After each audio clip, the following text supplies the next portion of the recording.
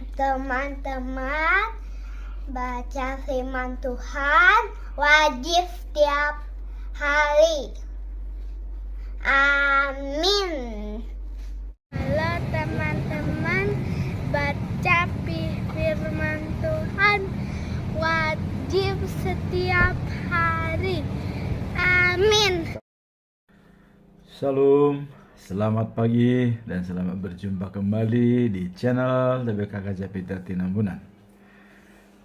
Kembali kita baca firman Tuhan pada hari ini, yaitu hari ke-190 tahun 2024, tanggal 8 Juli.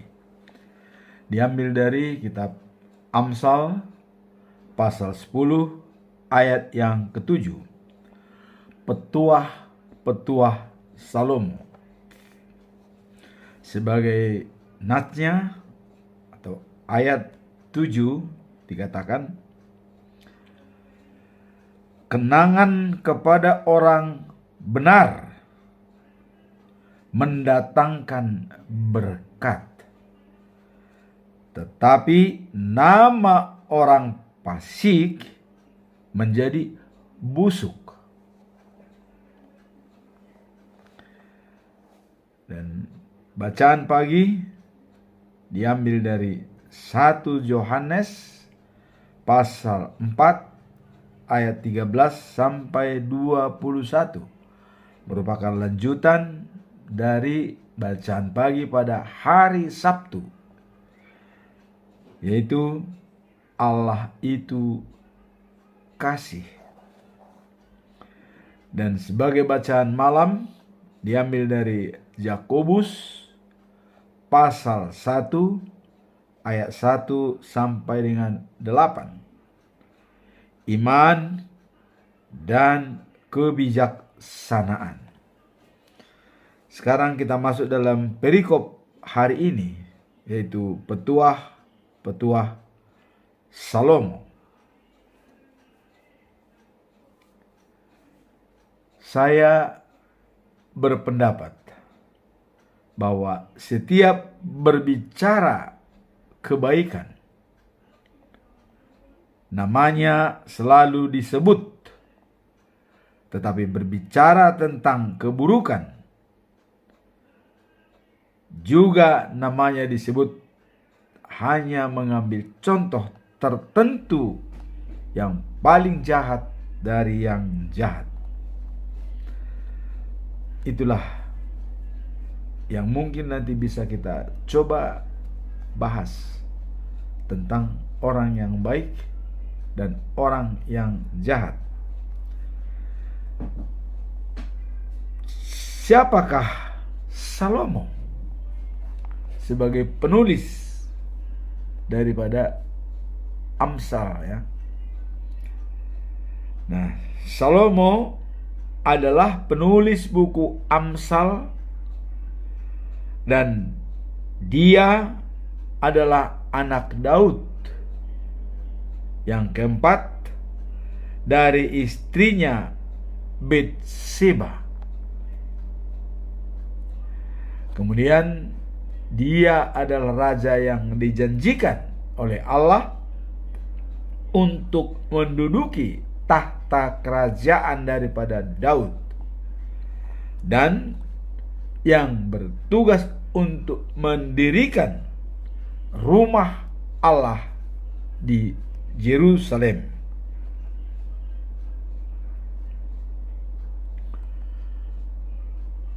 Kita tahu bahwa buku Amsal adalah suatu kumpulan dari ajaran-ajaran tentang cara hidup yang baik.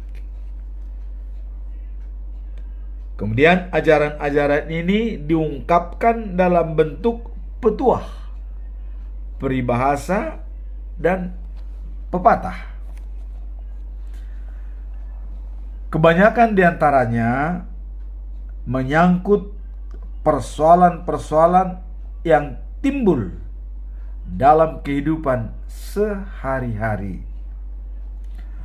Buku Amsal mulai dengan peringatan untuk memperoleh pengetahuan.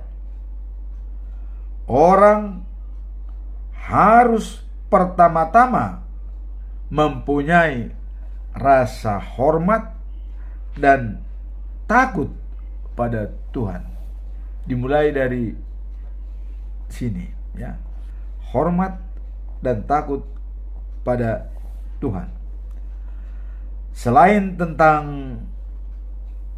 cara hidup yang baik, juga mengajarkan orang untuk memakai pikiran sehat dan bersopan santun. Kita melihat bagian-bagian daripada pengajaran daripada Amsal atau Salomo, ya. Pertama, rasa hormat dan takut akan Tuhan. Yang kedua, memakai pikiran sehat dan sopan santun. Nah, seperti petuah-petuah menyangkut berbagai bidang. Pertama, hubungan dalam keluarga, ya. Urusan dagang, sopan santun dalam pergaulan, dan perlunya menguasai diri. Kemudian sifat-sifat yang baik, ya. Rendah hati, sabar, menghargai orang miskin, setia kawan.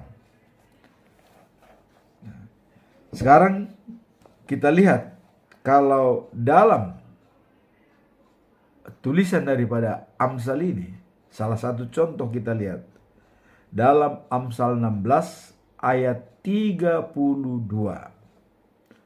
Orang sabar melebihi seorang pahlawan, dan orang yang menguasai dirinya, ya, melebihi daripada seseorang menaklukkan sebuah kota. Jadi melebihi seorang pahlawan, sabar, melebihi seseorang yang menaklukkan sebuah kota, menguasai diri. Inilah contoh-contoh yang diberikan oleh Amsal, ya. Sabar, menguasai diri, dan setia kawan. Nah, sekarang kita masuk dalam perikop ini, petuah-petuah Salomo. Kenangan pada orang benar mendatangkan berkat, tetapi orang jahat terlupakan. Artinya, kita selalu mengenang orang yang pernah berbuat baik, tapi kita tidak pernah mengenang orang yang berbuat jahat untuk menjalankan kehidupan. Tapi seperti saya katakan di awal tadi, untuk mengambil contoh yang jelek, yang perlu diperbaiki, baru kita mengambil contoh-contoh orang yang pernah melakukan yang tidak baik. Setiap berbicara kebaikan memang selalu disebut, tetapi berbicara tentang keburukan selalu mengambil contoh-contoh yang paling jelek dari yang jelek. Kemudian mengenang yang baik. Nah, apa kita kalau berbicara melihat orang-orang yang baik? Tentu masih terngiang dalam diri kita. Siapa Nabi Nuh? Kemudian siapa Abraham? Kemudian siapa Daud? Dan siapa Mahatma Gandhi? Siapa Mother Teresa? Dan siapa tokoh reformasi Martin Luther? Ini selalu dikenang, baik dalam memberikan contoh-contoh teladan yang diberikan. Ini selalu dicontohkan oleh orang dalam membuat suatu contoh yang baik, diingat, ya. Nah, Nabi Nuh misalnya, ya. Nah, kita lihat orang yang percaya, ya, perintah Tuhan kepadanya, buatkan perahu, ya. Padahal dia di gunung, buat apa perahu? Kalau pikiran sehat, kalau logikanya menyampaikan kepada Tuhan, tidak nyambung. Buat apa saya bikin perahu di gunung? Tapi karena dia menghargai, karena Allah adalah pencipta alam dan mengetahui segalanya, Nabi Nuh siap. Kalau seandainya raja atau manusia biasa memberikan perintah itu, pasti dikatakan, buat apa? Apa wewenangmu mengatakan seperti itu? Tapi karena wewenang itu dari pencipta alam, pencipta semesta alam memerintahkan ke dia, maka dia menurut. Itulah bedanya perintah dari manusia dan Allah. Jadi ini dapat dikenang Nuh karena iman percayanya kepada Tuhan dibuat, dan hasilnya ya memang menyelamatkan dunia, ya, untuk menyambung keturunan pada saat Allah membuat air bah mematikan semua manusia kecuali Nuh. Nah, kemudian yang kita ingat kebaikan misalnya Abraham, ya. Anakmu yang tunggal kau berikan persembahkan kepada saya. Padahal ditunggu, ya, Sarah sudah 60 tahun baru melahirkan Ishak. Ditunggu 60 tahun baru lahir. Kemudian berumur 10 tahun diserahkan kepada Tuhan. Kalau manusia yang mengatakan pasti ditolak. Buat apa? Kenapa? Tapi karena Allah yang memerintahkan. Karena dia tahu itu adalah karena dari Allah.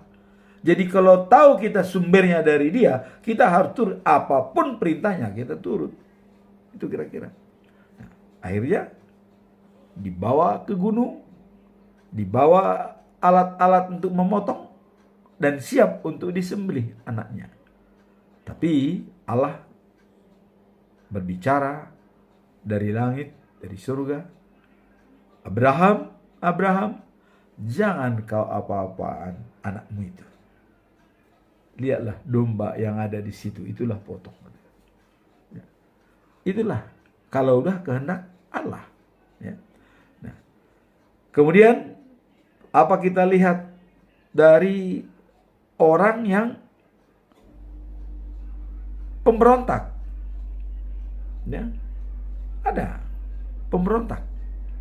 Nah, kita lihat yang pemberontak di dalam Alkitab benar-benar serius, ya, yang akan memberontak Musa, Mose tidak percaya dan membawa masyarakat sampai tua-tua 250 orang penatua dan rekan-rekannya dan juga istrinya, anaknya, domba-dombanya memberontak, yaitu Korah, ya.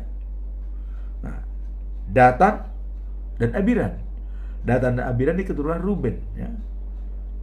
Nah, dan mereka memberontak, tidak percaya kepada Musa. Mose tidak percaya, dihasutlah masyarakat. Akhirnya Musa meminta tolong kepada Tuhan. Tuhan, jangan terima persembahan mereka. Saya tidak pernah merugikan siapapun, kata Musa. Akhirnya apa yang terjadi? Ya, dibikin perapian. Tuhan mengatakan, pisahkan dari rombongan mereka. Kalian pisah, jangan ikut. Bahkan Tuhan mengatakan, Tuhan, kalau hanya seorang yang bersalah, apakah harus dikorbankan semua? Katanya. Tapi karena mereka tetap berontak, ya, Korah, Datam dan Abiram, akhirnya udah mereka tidak bisa lagi dinasehati. Pisahkan semua bangsamu dari mereka. Dipisah, terbagi dua. Akhirnya apa? Bumi terbelah, mereka ditelan semua di situ, mati. dombanya, anaknya, istrinya, keluarganya, semua mati. Ditelan oleh bumi. Ya. Ditelan oleh bumi. Nah, itu hal-hal yang kita lihat yang jelek ya. Beda dengan yang baik yang tadi kita lihat. Ya. Nah, kalau misalnya dari tokoh-tokoh misalnya, ya, Mother Teresa, ya, apa mengatakan? Itu kalau mau lampumu mau hidup, ya, tambah minyak setiap hari. Artinya, kalau kita mau baik, ya, baca firman Tuhan setiap hari, kira-kira begitu. Jangan di stop. Kalau di stop nanti lampunya mati, ya. Tidak kita tambah minyak mati. Tapi kalau kita tambah minyak terus, dia akan menyala terus. Dan demikian juga bacaan firman Tuhan. Nah, itu dari tokoh Mother Teresa. Nah, kemudian dari tokoh Martin Luther, ya. Apa? Dari Martin Luther sebagai tokoh reformasi ada 3, ya, jenis dalam pengajaran agama Kristen dikatakan. Apa itu? Sola gratia. Kita diselamatkan adalah anugerah. Keselamatan itu hadiah. Begitu besar kasih setia Allah kepada dunia ini, maka Dia mengirim anaknya yang tunggal Tuhan kita supaya semua manusia beroleh hidup yang kekal. Jadi kasih, ya. Nanti kita bicara masalah kasih. Nah, kemudian apalagi kita lihat dari Martin Luther, ya, dikatakan sola fide, hanya iman. Kita percaya berdasarkan iman, bukan akal sehat, bukan karena melihat, bukan karena iman. Nah, beberapa waktu lalu kita untuk percaya itu bukan hanya harus melihat, tetapi dengan iman. Ya. Beda dengan falsafah ilmu pengetahuan dan masalah ilmu agama. Kalau ilmu pengetahuan, kita percaya, kalau kita melihat, kita membuktikan, dan terjadi.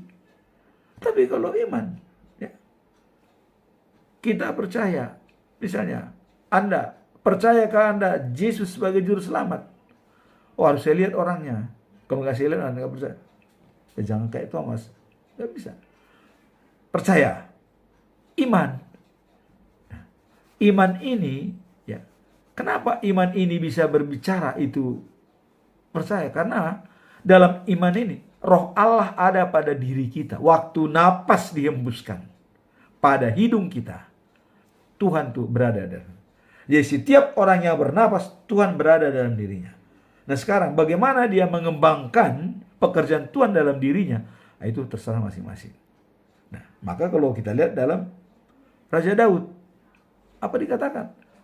Raja Daud mengatakan, kebajikan dan kemurahan berada dalam diri saya seumur hidup. Nah, kemudian sepanjang masa saya berada di rumah Tuhan. Rumah Tuhan itu apa? Dirinya. Jadi diri kita ini rumah Tuhan. Nah, kita berada dalam diri kita. Nah, kalau kita sudah berada dalam rumah Tuhan sepanjang masa, tentu hal-hal yang baik. Nah, inilah yang hebat yang kita lihat, yang baik dari Daud, ya, Nabi Nuh, Abraham, ya. Nah, kemudian tokoh tadi Martin Luther. Nah, kemudian Martin Luther mengatakan yang ketiga, ya, yaitu sola scriptura. Apa itu? Hanya Alkitab. Untuk membuat kita percaya, dan kalau keselamatan itu adalah anugerah, hanya berdasarkan Alkitab, tidak ada yang lain. Baca Alkitab, semua akan tercipta di sana. Tercipta iman percaya, tercipta anugerah keselamatan. Tanpa kita baca Alkitab, sulit kita menguasai apa itu anugerah, apa itu iman percaya. Hanya dengan Alkitab. Itulah disampaikan oleh tokoh-tokoh, dan ini selalu dikenang. Ya, orang-orang ini selalu dikenang. Ya, Nuh, Abraham, dan Daud, ya, Mother Teresa, dan juga Martin Luther. Selalu dikenang. Dibuatkanlah itu contoh-contoh dalam hidup. Ya, dalam hidup. Nah kemudian ada juga memang diingat kalau menyampaikan contoh yang jelek. Nah, seperti apa? Seperti contoh pemberontak tadi. Ya. Jadi kalau ada orang yang suka memberontak, yang sudah protes, yang tidak setuju dengan kepemimpinan, itu sama dengan Korah, Datan, dan Abiram. Ya. Bisa ditelan bumi. Nasibnya itu tragis. Cuman kita manusia ini memang tidak memikirkan kalau kita memberontak apa risikonya. Ya karena sekarang Tuhan tidak langsung lagi sebagai raja di dunia, tidak menghukum. Memang kita, tapi ingat, itu semua dicatat oleh Tuhan dalam bukunya. Dicatat semua itu. Nah kemudian contoh-contoh lagi yang kurang baik. Kalau misalnya kita berbicara masalah ada orang serakah harta, ya, lupa daratan. Kita ambillah contoh. Siapa? Raja Ahab. Kenapa Raja Ahab? Dia menginginkan kebun anggur Nabot. Ya. Tapi untuk menguasainya, dia adalah dengan sangat keji. Nabot sudah mengatakan, ini adalah warisan pusaka nenek moyangku. Aku tidak jual. Nah, Nabot karena sudah punya kebun anggur di samping istana raja, ya, dia tidak akan jual. Tapi Ahab ingin itu dibuat dan diganti tanah yang lain. Nah ini, makanya untuk tanah pusaka itu tidak gampang memberikan kepada siapapun. Karena itu juga adalah sudah diberkati oleh Allah. Nah tapi Ahab, ya, tidak bisa membeli, dipengaruhilah istrinya. Dilapor kepada istrinya Isabella, ya. Nah, datang Isabella, oh gampang. Dibuatlah rekayasa dusta, ya, dusta. Nah kemarin orang pendusta tidak panjang umur, dibuat kayak dusta. Diambillah 2 contoh masyarakat. Kamu berbohong ya. Nanti kalau ditanya di depan umum, ya, bahwa ini pernah menghina raja, kaulah saksinya. Dibawalah ke depan umum Nabot, ya. Dipanggillah 2 orang itu. Ini pernah menghina raja, kata-katanya begini. Datang yang saksi, iya benar, saya saksi. Datang satu lagi, iya benar, saya saksi. 2 orang saksi dalam hukum Israel yang bisa menyatakan itu sah. Maka Nabot dihukum mati, dilempar sampai mati, ya. Nah kemudian contoh-contoh kalau ada yang tidak hormat pada orang tua, ada dalam Alkitab. Jadi selalu mencontoh kalau yang tidak, yang jelek-jelek bukan dikenang, ya. Yang jelek-jelek diambil contoh, misalnya Absalom. Absalom, ya, ingin mengkudeta ayahnya secara halus. Coba. Dia minta kepada Daud supaya pergi ke Yerusalem untuk membayar nazar sesuai dengan janjinya, katanya. Waktu dia melarikan diri di Gesur, ya, di kampung mertuanya Raja Gesur, ya. Tapi Daud silakan. Tetapi di baliknya itu dia ingin mengkudeta Daud. Begitu dia pergi ke Hebron, dia mengasut strategi. Dan ada penasihat raja 2, yaitu Ahitofel dan Husai. Tapi Ahitofel malah memberikan nasihat yang salah, ya. Dah, bunuh itu Daud supaya kau jadi raja. Karena dia sudah terkenal, sudah orang mulai kepercayaan sudah kepada Absalom, bukan kepada Daud. Karena banyak di-stel oleh Absalom kepada rakyat bahwa Absalom, ya, menghakimi sebagai memberikan keputusan. Daud tidak lagi. Akhirnya Daud mengungsikan, berikut istrinya, keluarganya, dan juga dia 600 orang sama pergi mengungsi. Tinggallah gundiknya di Yerusalem, tinggal gundiknya 10 orang, ya. Nah, itu pun dipakai untuk Absalom untuk menghina. Saran daripada si Ahitofel, ya, udah kau hampirilah gundi-gundinya itu, ya. Kau hampiri artinya bersetubuhlah dengan dia di atas atap rumahnya. Dibikin, diciptakan, sehingga orang melihat, wah ini Absalom yang sudah megang kuasaan untuk mengambil kepercayaan masyarakat, kira-kira begitu. Tapi Husai, ya, itu penasihat daripada Daud, mengatakan kepada Absalom, hati-hati kok Absalom. Daud itu punya strategi, dia punya cara, dia adalah memang diberkati Tuhan. Tapi Absalom tidak mengindahkan, ya. Akhirnya apa yang terjadi? Ya, dilakukan.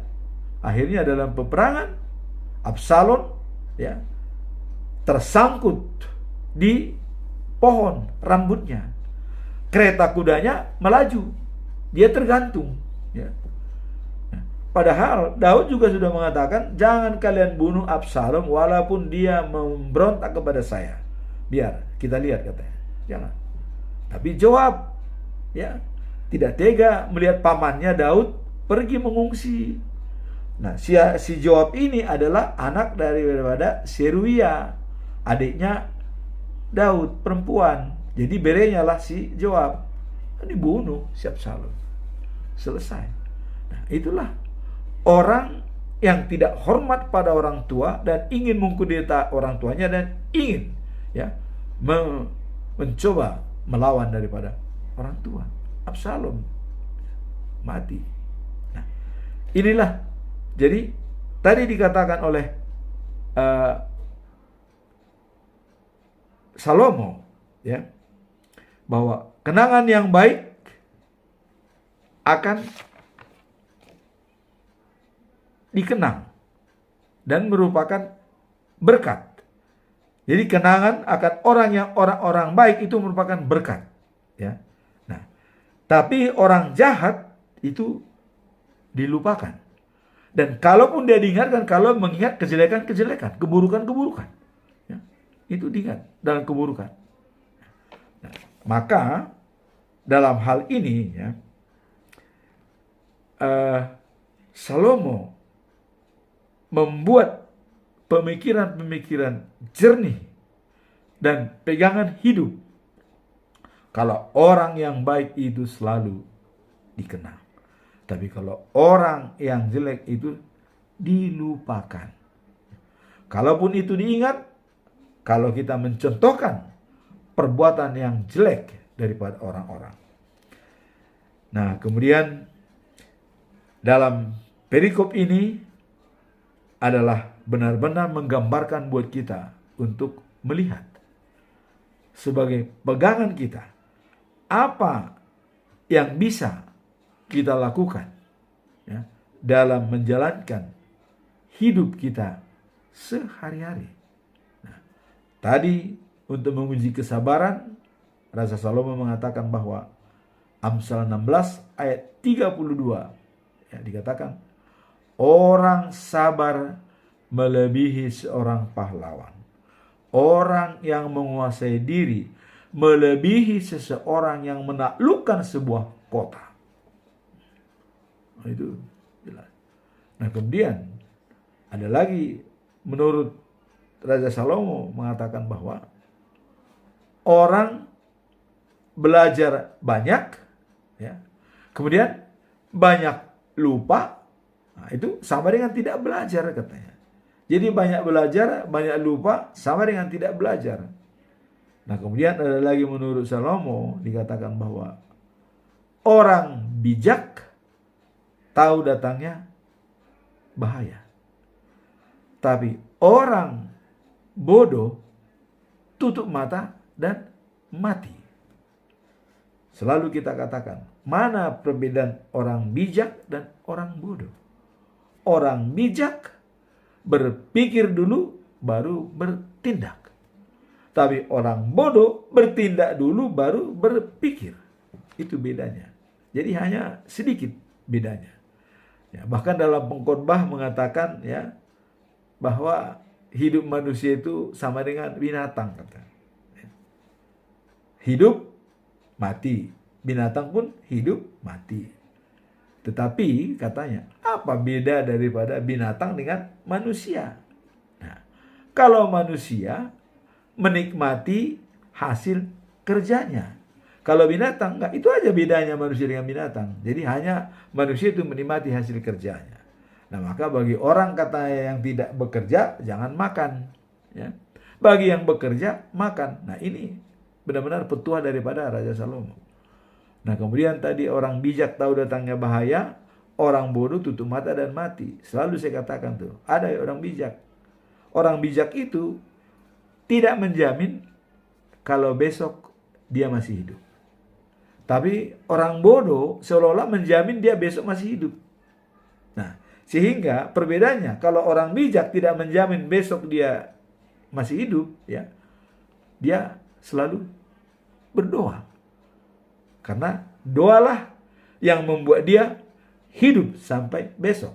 Walaupun mati sejam lagi, tapi itu sudah di dalam Tuhan. Tapi kalau orang bodoh, wah, besok masih bisa berdoa, masih ada waktu, udahlah. Dalam pola pikir orang bijak nantinya bagaimana, bukan bagaimana nanti. Tapi kalau orang bodoh berpikir bagaimana nanti, sehingga dia tidak bersiap, tidak mempersiapkan segala-galanya, karena bagaimana nanti. Ya, kita lihat aja situasi lah, nanti aja. Nah, jadi kalau orang bijak itu mempersiapkan segala sesuatunya, mau pergi bepergian, siapkan apa perluan, apa perluan. Kita lihat seorang ibu yang benar-benar talentanya baik, ya. Kalau dia bepergian rekreasi, dia persiapkan semua, mulai dari makanan, apanya segala macam, dipersiapkan semua. Walaupun nanti berlebihan pulangnya, tapi sudah mempersiapkan. Daripada orang, bagaimana nanti, kita lihat situasi. Begitu bagaimana nanti, di sana tidak ada apa-apa, dia mau cari kemana. Nah, kira-kira begitu. Nah, jadi jangan kita berpikir bagaimana nanti, tapi kita berpikir nantinya bagaimana.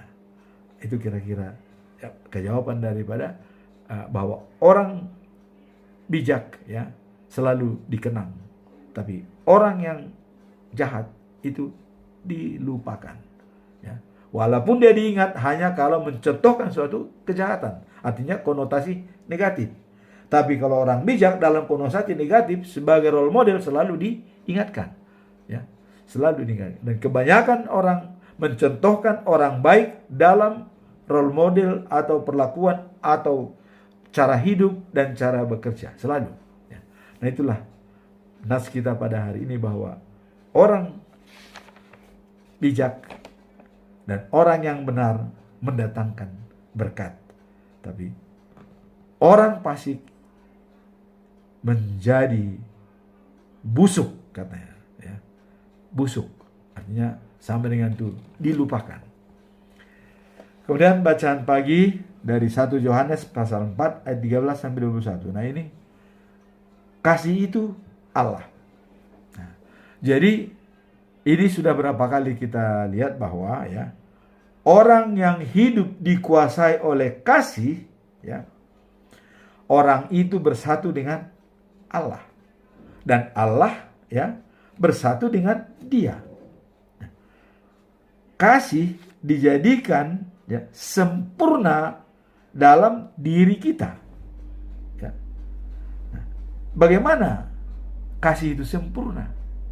Maka dalam Roma 12 ayat 2, jangan sama dengan dunia, tapi berubahlah dengan pikiran dan budi pekertimu, ya, yang sesuai dengan kehendak Allah, ya, hidup suci dan sempurna, mengetahui hal-hal yang baik dan hal-hal yang tidak baik. Itulah yang dikatakan sempurna. Jadi kasih itu harus sempurna, ya. Nah, kalau kasih sempurna, ya, kita sudah melihat kasih itu ada kasih storge, mengasihi saudara kandung, selalu saling mengasihi antara saudara kandung. Kemudian ada kasih filia, mengasihi juga yang bukan saudara kandung kita, orang lain. Itu harus kita kasihi, ya. Kita kasihi dengan baik siapapun. Yang namanya setiap manusia harus kita wajib mengasihi, karena dia adalah ciptaan Tuhan yang sempurna. Nah, kemudian adalah kasih eros. Apa itu? Percintaan. Perkawinan itu hadiah dari Tuhan. Wajib dihargai oleh siapapun.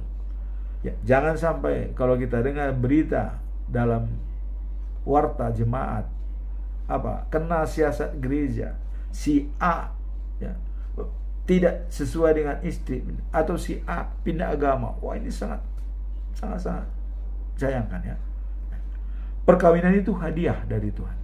Maka dijaga supaya kudus. Ya, jangan sampai ada kena siasat gereja karena dia bercerai atau berselingkuh atau bagaimana ya. Nah, itulah yang dikatakan kasih eros. Pergunakanlah itu hadiah daripada Tuhan Allah untuk suami istri, untuk saling mengasihi dan saling mencintai. Nah, makanya bagaimana supaya perkawinan orang Kristen itu kuat dan menyatu? Tidak boleh lebih dari satu istri. Harus istri satu. Beda dengan teman-teman yang lain. Istrinya bisa 5 atau 4, terserah. Tapi kita hanya satu istri. Baik, buruk, tetap itu. Karena istri itu, ya, kalau tidak mendatangkan anak, kita bisa mengadopsi anak. Kan gak ada masalah. Yang penting punya anak. Jadi jangan alasan karena tidak punya anak diceraikan istrinya. Jangan. Ya. Bisa kita adop. Toh manusia ini kan titipan Tuhan semua. Mana bedanya anak orang, anak kita sama manusia. Nah, maka dikatakan oleh Tuhan, kita semua ini adalah kakak, beradik dan bersaudara. Nama rahang gido hita sudi di debata. Kita ini bersaudara. Jadi jangan sampai karena tidak punya anak diceraikan, ambil lagi. Tidak, itu hanya emosi, nafsu, ya. Hanya nafsu, selera, ya. Kalau tidak punya anak, ya saya sudah bilang waktu yang lalu, janjikan kepada Tuhan.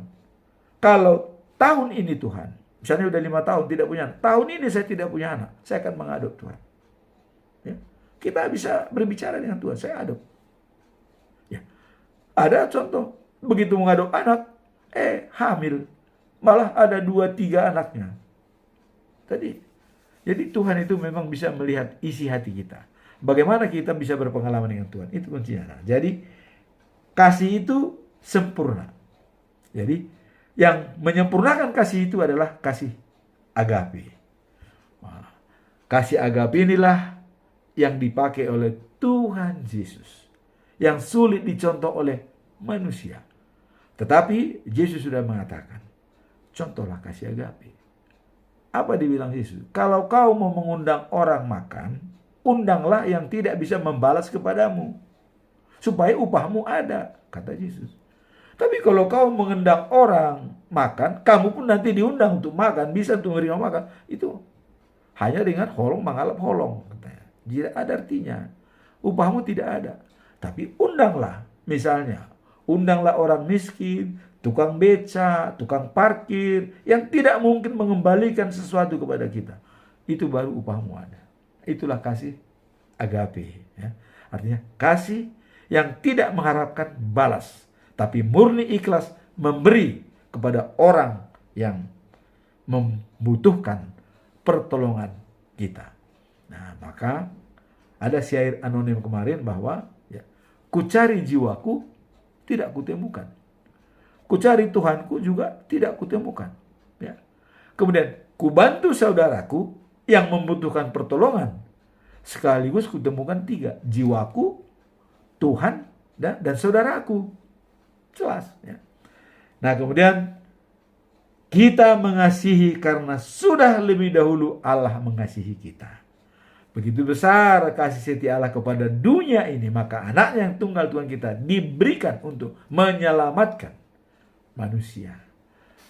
Karena duluan Allah sudah mengasihi kita, maka kita wajib hukumnya.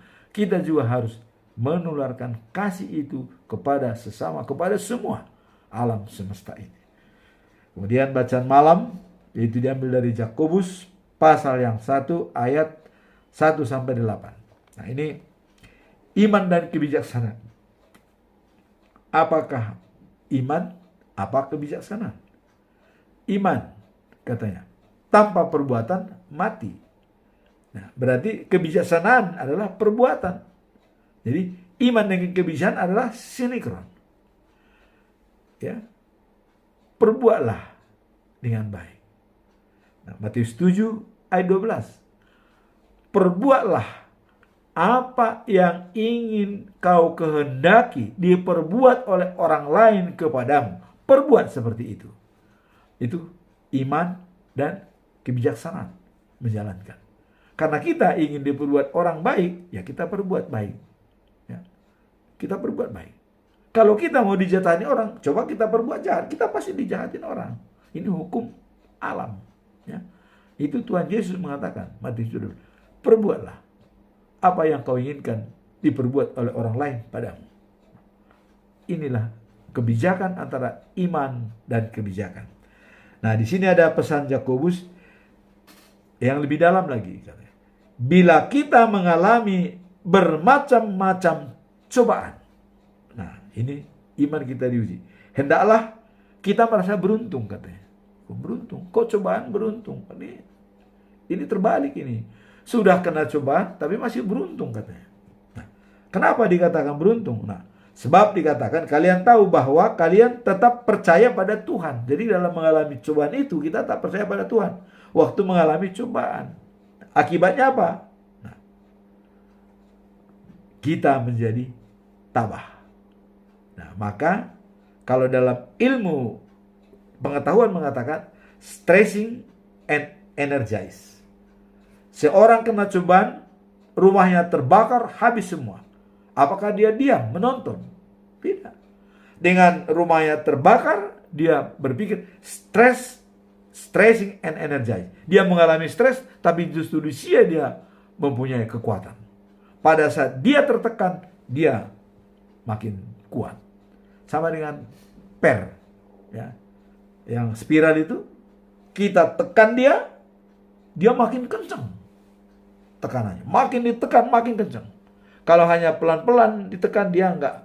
Tapi kalau dia ditekan, makin kencang kembalinya. Nah, itu namanya stressing and energize. Jadi cobaan itu, kata Paulus, itu adalah untung bagi kita.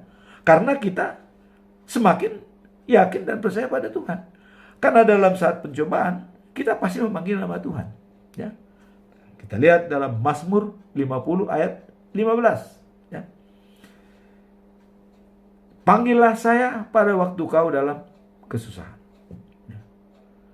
Supaya saya lepaskan engkau dari kesusahan itu. Supaya kau memuji aku. Nah, inilah yang dikatakan cobaan tadi itu. Cobaan itu untung. Karena kita berkesempatan untuk meminta kepada Tuhan. Minta pertolongan. Nah, jadi dikatakan bahwa hendaklah meminta dari Allah. Dan Allah akan memberi. Kalau kita lemah, kita minta bantuan dari Tuhan. Ya. Nah, dan meminta harus percaya. Jadi yakin seyakin-yakinnya. Jangan ragu-ragu. Kalau kita ragu-ragu tidak dapat apa-apa. Contoh, ya ini kacamata. Ya. Kalau kita misalnya dalam sinar matahari ini, kalau kita coba cahaya itu kita fokuskan, ya, untuk membakar daun itu terbakar. Tapi kalau kita tidak fokus, artinya tidak benar-benar meyakini, dia tidak ada apa-apa, apalagi digoyang-goyang. Nah, jadi artinya kita harus fokus. Nah, jadi di sini katanya jangan ragu-ragu. Kalau kita ragu-ragu tidak mendapatkan apa-apa. Nah, orang yang ragu-ragu tidak akan mengharapkan apa-apa dari Tuhan. Nah, maka tetapkan hati. Jadi yang perlu di sini adalah bersahabat dengan Tuhan. Selalu kita tahu apa kehendak Tuhan. Jangan ragu-ragu. Nah, inilah yang dikatakan oleh Yakobus, ya. Iman dan kebijaksanaan itu benar-benar membawa kita, ya, dalam pergumulan-pergumulan yang baik. Bagaimana kebijaksanaan kita? Bagaimana iman kita mengatakan? Tadi, ya, bahwa sola fide, ya, kita diselamatkan karena iman percaya. Nah, ini pun kebijakan kita adalah apa yang ditetapkan adalah iman kita. Nah, kalau kita sudah iman percaya kepada Tuhan, maka apa yang kita lakukan itu, ya, tetap. Makanya tadi dikatakan cobaan itu untung. Itu membuat kita supaya kembali kepada Tuhan dan cepat recover. Stressing and energize. Mengalami kita tekanan, justru di situ kita semakin kuat. Ya. Dan Paulus juga mengatakan, dalam kelemahan-kelemahan saya menjadi tegar dan juga menjadi semakin meminta bantuan kepada Tuhan dan semakin kuat. Semoga firman hari ini yang kita lihat dari 3 perikop ini, pertama tadi adalah kenangan kepada orang baik yang selalu diingat, ya, dan mendapatkan berkat. Tetapi ya, kalau orang jelek itu membawa kebusukan, artinya saya contoh-contoh yang jelek. Nah, kemudian kasih itu adalah murni dari Allah. Karena lebih dulu dia mengasihi kita, maka wajib kita mengasihi. Kemudian dilanjutkan tadi adalah kebijakan dan iman, ya, iman dan kebijakan. Inilah firman Tuhan pada hari ini. Semoga hari ini lebih baik dari hari yang kemarin. Amin. Tuhan memberkati kita.